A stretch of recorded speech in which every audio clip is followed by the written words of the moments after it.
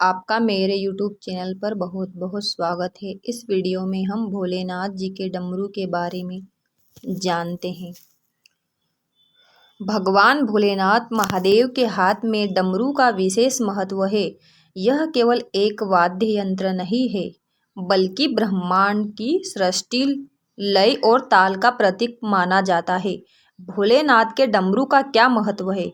तो सृष्टि के उत्पत्ति का प्रतीक।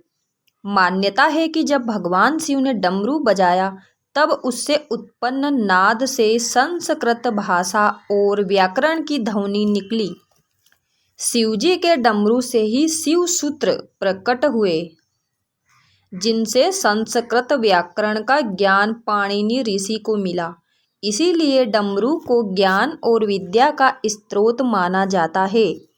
नाद ब्रह्मा का प्रतीक। भारतीय दर्शन में कहा गया है, नाद रूपो हरिः शिवः, अर्थात भगवान शिव ही नाद रूप में प्रकट होते हैं। डमरू से उत्पन्न ध्वनि ओम का रूप मानी जाती है। यह नाद ही संपूर्ण ब्रह्मांड का आधार है, जिससे सृष्टि का संचालन होता है। सृष्टि और प्रलय का संकेत। डमरू के एक ओर बजने से सृष्टि होती है और दूसरी ओर से प्रलय का संकेत मिलता है।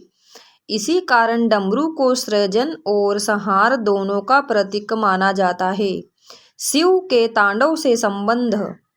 जब भगवान शिव आनंद तांडव या रुद्र तांडव करते हैं, तो उनके हाथ में डमरू अवश्य होता है।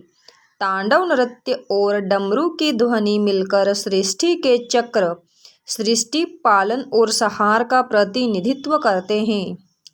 आध्यात्मिक महत्व। डमरू की ध्वनि साधक के मन को एकाग्र करती है। इसे सुनने से मन और शरीर में ऊर्जा का संचार होता है। योग और ध्यान में डमरू की ध्वनि आत्मा को ब्रह्म से जोड़ने का माध्यम मानी जाती है। वैज्ञानिक दृष्टिकोण। डमरू के दोनों शोर जुड़े होने के कारण जब इसे बजाया जाता है तो धक धक की ध्वनि उत्पन्न होती है। यह ध्वनि लय और कंपन, जिसे वाइब्रेशन, का प्रतीक है। और विज्ञान भी मानता है कि पूरा ब्रह्मांड कंपन, एनर्जी, वाइब्रेशन पर आधारित है। भगवान शिव का डमरू केवल एक वाद्य नहीं, बल्कि ज्ञान, नाद, ब्रह्मा, सृष्टि, प्रलय और ऊर्जा का प्रतीक है। यह हमें याद दिलाता है कि संसार की हर वस्तु लय और ताल से जुड़ी है और भगवान शिव उस अनादि नाद के स्रोत हैं। प्रमुख पौराणिक कथाओं के अनुसार जो डमरू है, उससे संस्कृत व्याकरण का जन्म।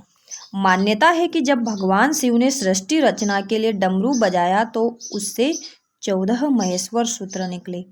इन 14 ध्वनियों से संस्कृत व्याकरण का निर्माण हुआ।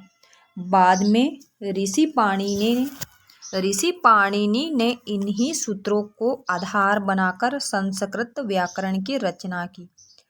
इसलिए डमरू को विद्या और ज्ञान का स्रोत कहा गया है। तांडव और डमरू। जब भगवान शिव तांडव नृत्य करते हैं, तब उनके हाथ में डमरू अवश्य होता है। कहते हैं कि शिव के डमरू की ध्वनि से ही सृष्टि की गति, ताल और नियम निर्धारित होते हैं। आनंद तांडव के समय डमरू से सृष्टि का सर्जन होता है और रौद्र तांडव में डमरू से प्रलय का आरंभ होता है। डमरू और नटराज रूप। भगवान शिव का प्रसिद्ध रूप नटराज नृत्य करते हुए ही दर्शाया जाता है, जिसमें एक हाथ में त्रिशूल और दूसरे में डमरू होता है। यह डमरू सृष्टि की धड़कन माना गया है। नटराज की प्रतिमा के चारों ओर बना वृत्त ब्रह्मांडीय ऊर्जा का संकेत है और डमरू उस ऊर्जा की ध्वनि को प्रकट करता है। डमरू और ओम का जन्म। एक कथा के अनुसार जब भगवान शिव ने डमरू बजाया, तब उससे निकली ध्वनियों से ओम का उद्भव हुआ। ओम को नाद ब्रह्मा कहा गया है, जो पूरे ब्रह्मांड की मूल ध्वनि है। इसीलिए डमरू को ओम का जनक भी कहा जाता है। राक्षसों पर विजय की कथा। एक पौराणिक कथा में वर्णन आता है, जब देवता राक्षसों से भयभीत होकर शिव के शरण में आए, तब भगवान शिव ने अपना डमरू बजाया। डमरू की ध्वनि से देवताओं में ऊर्जा का संचार हुआ और उन्होंने राक्षसों को पराजित किया। इसीलिए डमरू को शक्ति और साहस का स्रोत भी कहा जाता है। इस प्रकार भोलेनाथ का डमरू केवल वाद्य यंत्र नहीं है, बल्कि यह ज्ञान, संगीत, सृष्टि, प्रलय, शक्ति और ओम का प्रतीक है। तो आपको ये वीडियो कैसा लगा, आपको ये जानकारी कैसी लगी, आप हमें कमेंट के माध्यम से बता सकते हैं। और आप हमारे अच्छी लगी हो ये जानकारी तो आप हमारे वीडियो को लाइक कर सकते हैं, और भी जानने के लिए हमारे वीडियो को सब्सक्राइब कर सकते हैं। दोस्तों के साथ शेयर करें, कमेंट में हर हर महादेव लिखें। धन्यवाद।